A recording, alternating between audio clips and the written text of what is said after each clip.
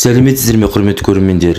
Еліміздегі және шетелдегі жаңалықтарды алғашқылардың бірі болып көргілеріңіз келсе, каналымызға тіркеліп, лайк пен қоңыршаны баса кетейік. Қызылорда Қазалы бағытында кетіп бара жатқан автобус жеңіл көлікпен соқтығысып, 2 адам қаза тапты. Жолда абай болайық, жылдамдықты асырмайық.